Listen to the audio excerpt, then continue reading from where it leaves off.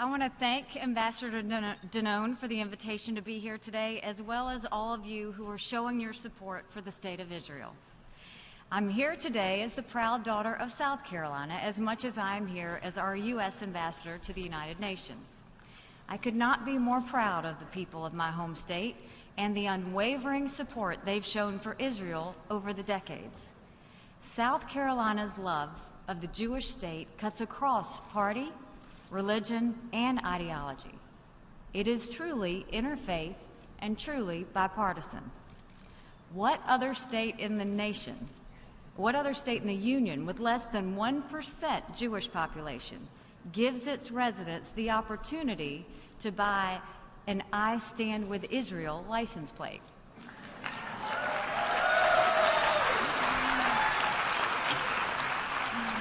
It's true, you can drive from the coast of South Carolina to the upstate and see cars with the Israeli and South Carolina flags on them and going proudly.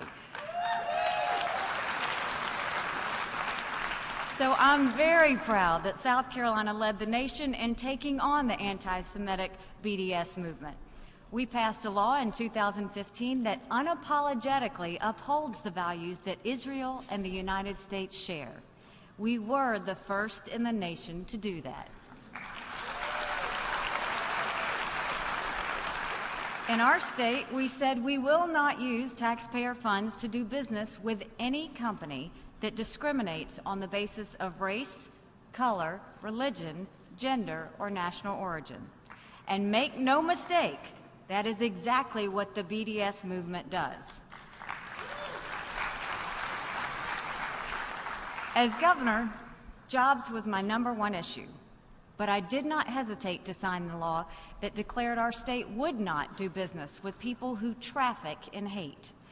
It was my privilege to sign the bill, but the honor for its passage goes to the people of my state. Our bill became the model for other states to oppose the BDS movement. So what a tragic irony it is that today I am once again engaged in a fight against those who seek to hurt Israel. But this time, as the U.S. ambassador to the United Nations. The effort to delegitimize the State of Israel being waged on college campuses and the anti-Israel obsession at the UN are one and the same.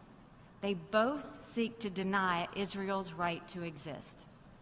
They are both efforts to intimidate her friends and embolden her enemies. They are both extensions of an ancient hatred. And how tragic is it that of all countries in the world to condemn for human rights violations, these voices choose to single out Israel? We should boycott North Korea. We should sanction Iran.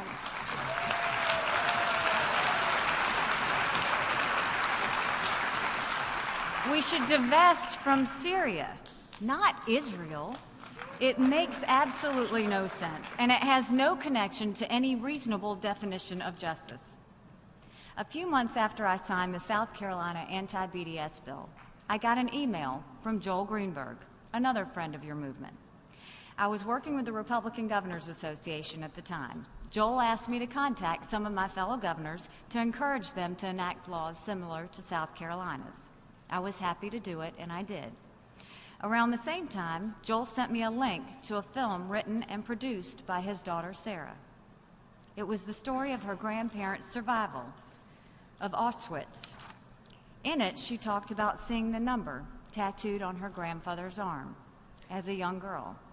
And her grandfather talked about seeing the skies over Auschwitz glow red at the night from the heat of the crematoriums. Sarah's film is about her journey toward understanding her family's history and the Holocaust. It is a journey toward truth. The effort to delegitimize Israel that travels under the name BDS is something very different. It is a movement away from truth and away from history.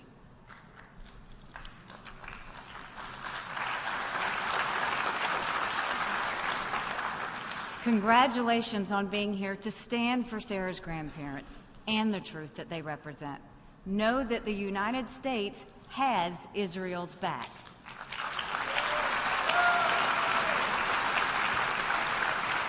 and know that you now have a friend and a fighter in the UN to help you.